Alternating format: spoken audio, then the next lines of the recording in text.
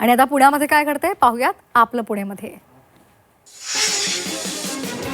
पुण्यामधील खडकवासला धरणामध्ये 10 दिवसांमध्ये 0.81 TMC घट झालेली आहे. शेतीसाठी पूर्ण क्षमतेनं पाणी सोडल्यामुळे साठा कमी झाला. धरणामधून शेतीसाठी 1103 क्युसेक वेगानं उन्हाळी आवर्तनाचं पाणी सोडलं जात असल्यामुळे पाण्याची घट झाली आहे. सध्या धरणामध्ये 61% TMC इतका पाणीसाठा आहे. पुण्यामधील पुरंदर आंतरराष्ट्रीय विमानतळाच्या भूसंपादनाला वेग आलाय. पुरंदर आंतरराष्ट्रीय विमानतळ प्रकल्पासाठी भूसंपादन प्रक्रियेला येत्या 15 दिवसांमध्ये गती मिळण्याची शक्यता आहे. मार्चच्या पहिल्या पंधरवड्यामध्ये पॅकेजला अंतिम मंजुरी देऊन निधी वाटप सुरू करण्याची तयारी प्रशासनानं केलेली आहे. या प्रकल्पासाठी 3000 एकर जमीन संपादित केली जाणार आहे. पुणे महानगरपालिका होळी निमित्तानं सतर्क झाली आहे. होळीसाठी बेकायदेशीर वृक्षतोड तसंच झाडांच्या फांद्या तोडणं कायद्यानं गुन्हा असल्यामुळे अशा पद्धतीनं फांद्या तोडताना आढळल्यास संबंधितांवर गुन्हा दाखल केला जाणार आहे. तसंच 1 लाख रुपयांचा दंडही आकारला जाणार आहे. आणि जाणून घेणार आहोत नाशिकमधल्या घडामोडी वेगवान पद्धतीनं. नाशिकमध्ये सुरू असलेल्या 4थ्या विश्व मराठी संमेलनाच्या अधिकृत डिजिटल पोर्टलला पहिल्याच दिवशी अभूतपूर्व प्रतिसाद मिळाला.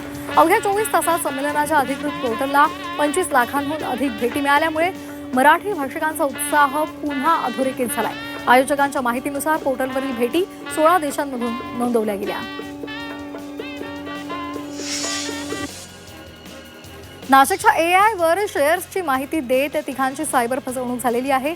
एका महिलेची 1.62 कोटी रुपयांची तर एकाची 48 लाख आणि दुसऱ्याची 32 लाख रुपयांची फसवणूक झाली आहे. AI वर शेअर्सची माहिती घेणाऱ्या महिलेशी संपर्क साधून लिंक डाउनलोड करायला सांगत महिला व्यावसायिकासह दोघांना IPO आणि स्टॉक घ्यायला भाग पाडलं आणि यामध्ये त्यांना 2.42 कोटी रुपयांचा गंडा घातलाय.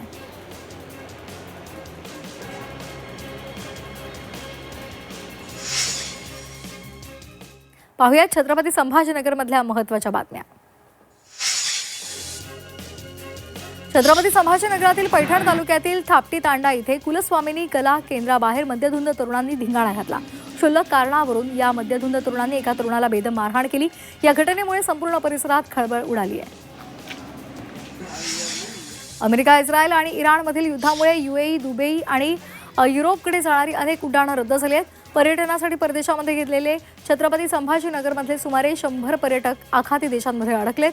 मराठवाडा टुरिझम डेव्हलपमेंटकडून ही माहिती देण्यात आली आहे. सर्वच पर्यटकांची स्थानिक स्तरावर हॉटेल आणि इतर ठिकाणी व्यवस्था केलेली आहे.